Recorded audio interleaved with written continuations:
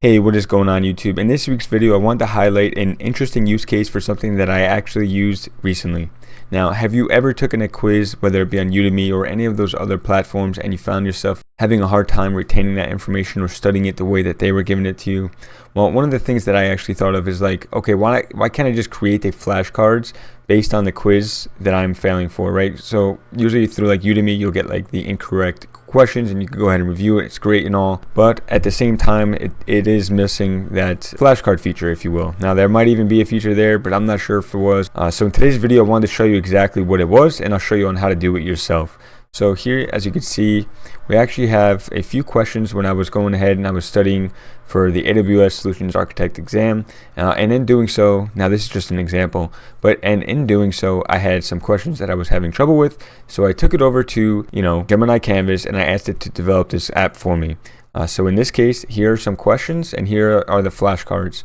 And you can see within just a few minutes, I was able to get a working solution, allowing me to actually study without having to rely on any other software to do this for me. So in this case, if I want to go ahead and click this flashcard, as you will see, it will go ahead and flip to the answer. And it does have that nice, color contrast from white to this nice blue color. And I didn't provide anything other than asking it to create a flashcard application for me. And then I provided it the questions that I needed.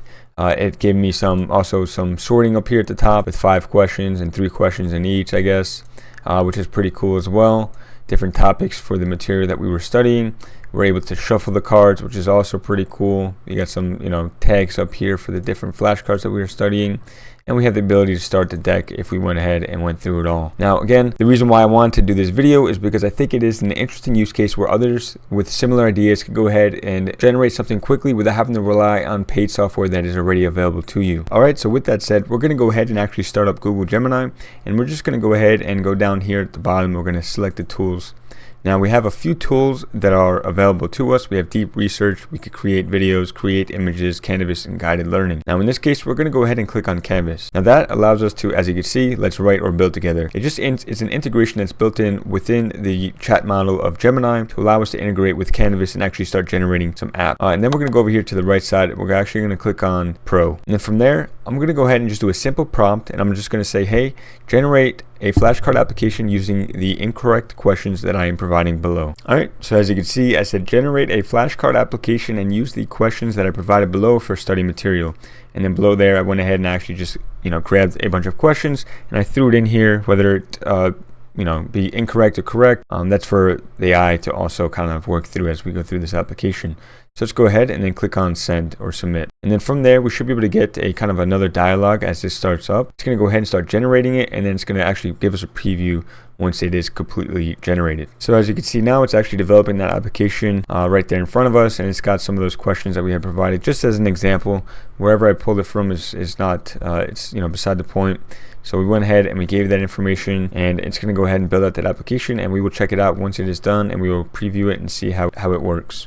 All right, so in just under 2 minutes, the application has been completed. And as you can see here, it actually ran into an error, and then it was able to allow us to actually select fix now, and it actually fixed that error for us. So it said, I made some changes. I removed the JSX and the global attributes from the style tag as they were causing React to throw some warning. Now, this is a little bit different than the application we were just looking at the beginning of this video. But one thing that I'm also going to show you is how we just could iterate on it to make it even better if we really needed to. But in this case, the idea of this video is to give you some reasoning as to why this may be useful for, small applications for you to spin up, whether it be for, graphics, for charts or anything like that. In this case, a quiz that you're having a hard time studying, you could actually generate an app to kind of help you get through that quiz a little bit quicker.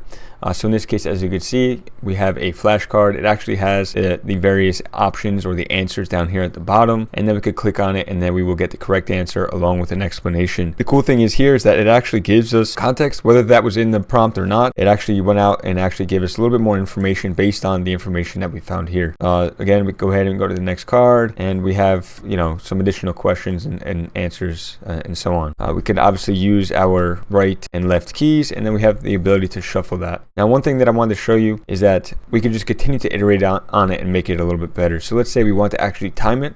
So let's go ahead and ask to add a feature for a timer. So anytime that the user of this application starts studying, a timer is started, and we could actually get an idea of how long it took to complete those flashcards. So the prompt that I had provided is, let's add a timer feature so when the user starts studying, it starts counting up until they reach the last card. All right, and just like that, we now have a timer that's here at the bottom left, and it is going to go ahead and count up. So let's go ahead to the last card and actually see if it stops counting up, just to see if it actually followed the prompt that we had requested. And as you can see, it actually says done, and it goes to a green. So that just goes to show that you go ahead and iterate on and make it a little bit better. Whether that feature is useful or not is irrelevant. It's just an idea, or to give you an idea of what you could do with very little. In under 5 minutes, I was able to spin up an application to kind of study some material that I was having a hard time with. Now, you could do this with a number of different things, but it was an interesting use case, and I wanted to get this video out there. So if this is something that you're interested in going forward, we're going to continue to talk about AI and how useful it is becoming and how you could use it as a resource for many different reasons. And I'm going to close out today's video,